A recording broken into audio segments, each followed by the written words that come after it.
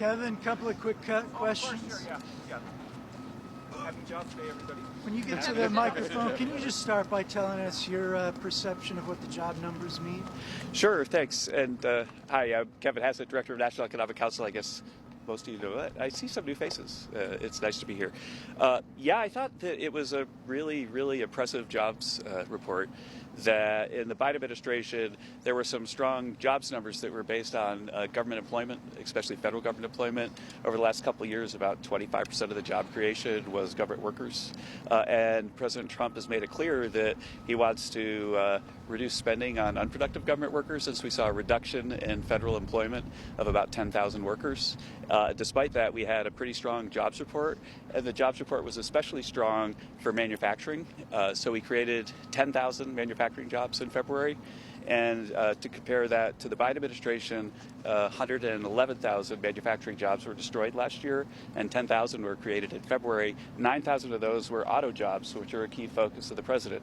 You could ask yourself, well, why were those jobs created here in the U.S.? Well, it's because people are wary of what might happen with tariffs in the future, and they're already onshoring American production. And it's not just auto workers, and this is not the first report that's going to look like this. You know, we've got more than $1 trillion of commitments of new factories in the U.S. because people are trying to onshore production. And this is the first of many reports that are going to look like this. How would you describe the differences between Trump's first term and now his second term? Gosh, that's a broad question, so you have to make it more specific for me. I mean, I'm in a different office. Economic numbers, though, I mean, right? His approach to the economy and how he wants it to succeed. Sure. What is he doing differently this term? Well, don't forget that it's the first month of President Trump's term, and most of the policies that are in place are policies that he inherited from the Biden administration, like the phased-out taxes and so on, the massive swarm of new regulations under the Biden administration.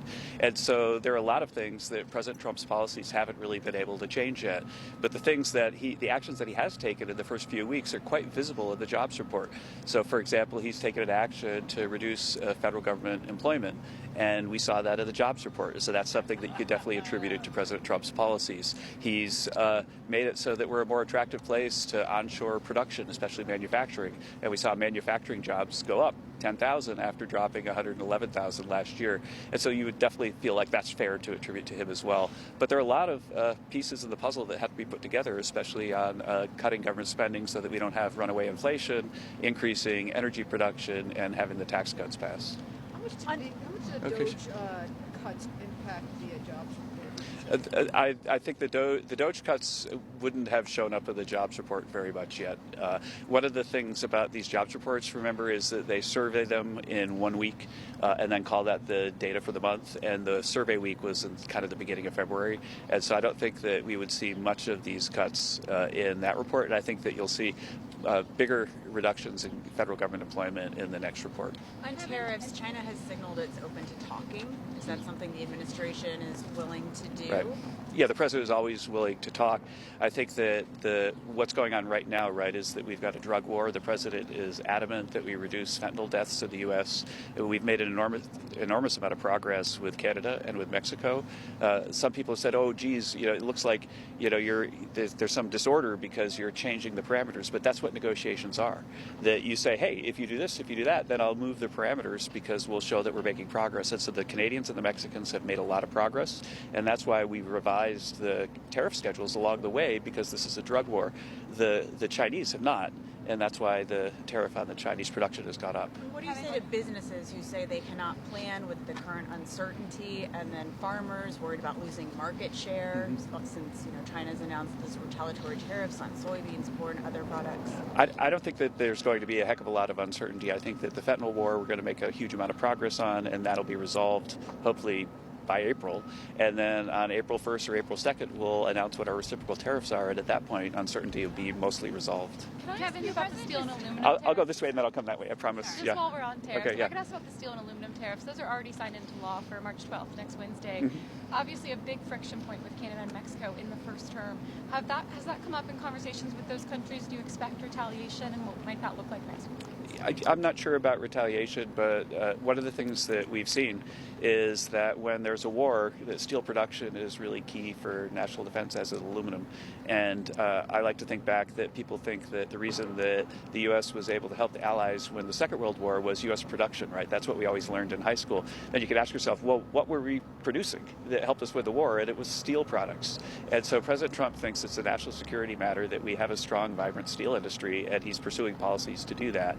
And he wants the steel industry to be in the U.S. And so, I think that one of the problems that he sees in Canada, for example, is that there are a lot of foreign steel producers that come into Canada and then ship into the U.S. and undermine the U.S. steel industry, and he's working on getting that resolved with them. Would you consider any exemptions to those tariffs?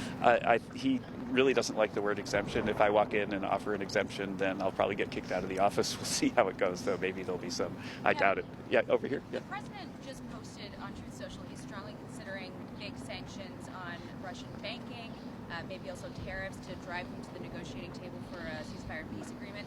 What levers haven't been pulled yet? What companies could be in the crosshairs? Give us some details on what he's looking at.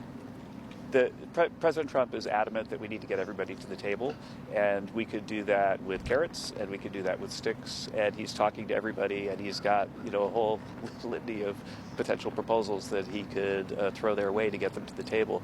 But the bottom line is the president wants to stop the carnage. He wants to save lives, and he wants to end the war, and he's doing everything he can to talk people into going to the table and trying to do that. And exactly how they do it with carrots or sticks is something that's a work in progress, and it's Marco Rubio and the president are working on that every day. Do you have any names of companies that might be impacted? No, I don't have. So what's left?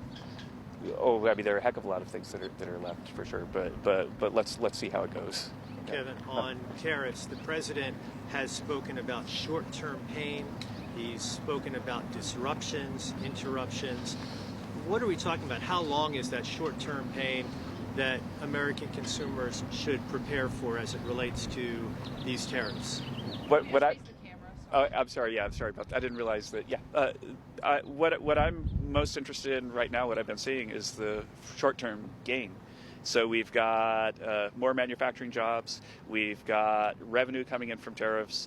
We've got interest rates going down quite a bit, saving each basis point about $1 billion for taxpayers.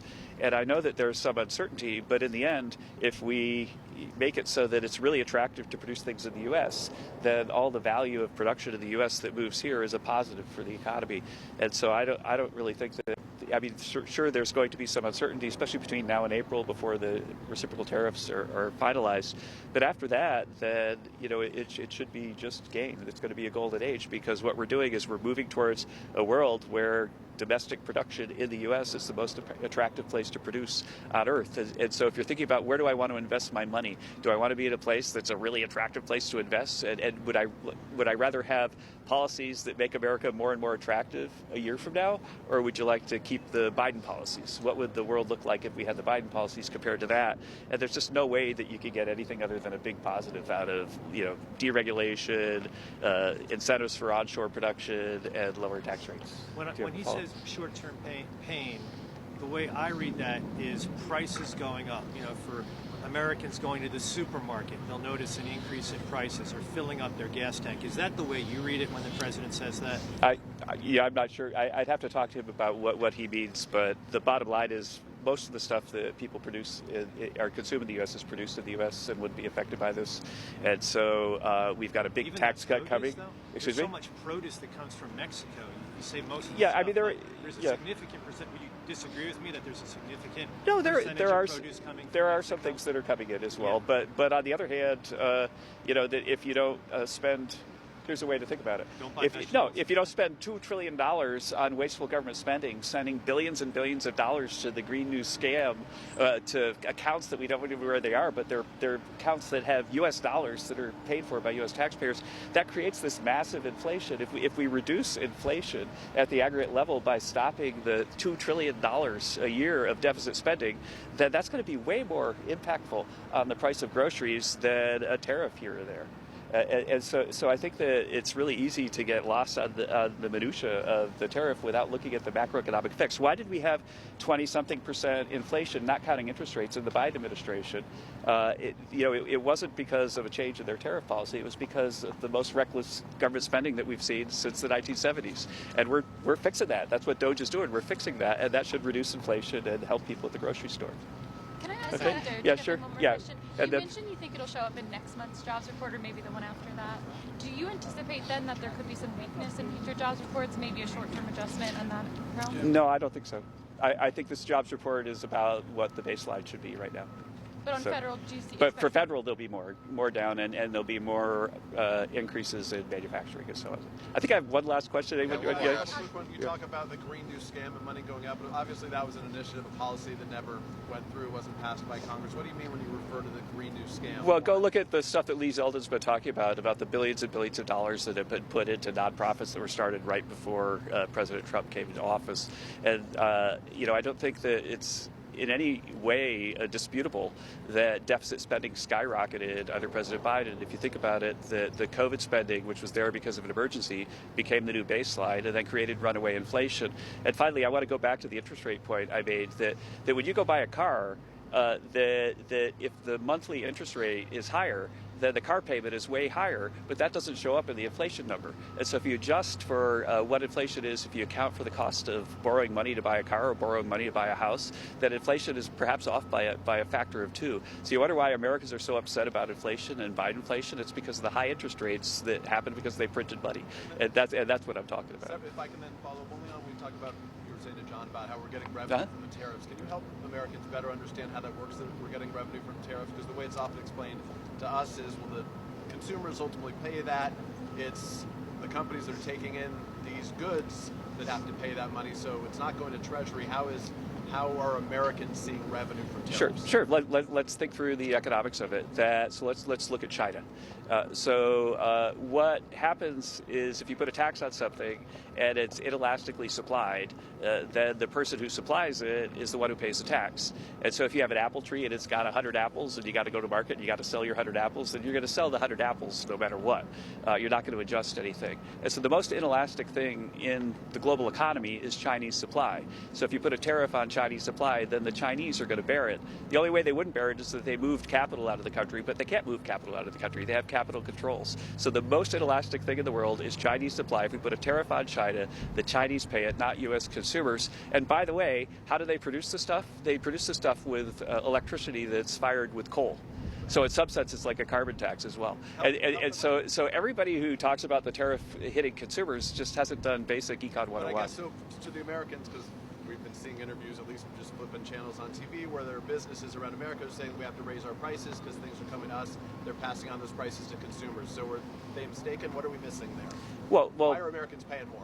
Oh, well, President Biden just wasted, last year $2 trillion on excess deficit spending, and we haven't passed the reconciliation bill that cuts spending yet.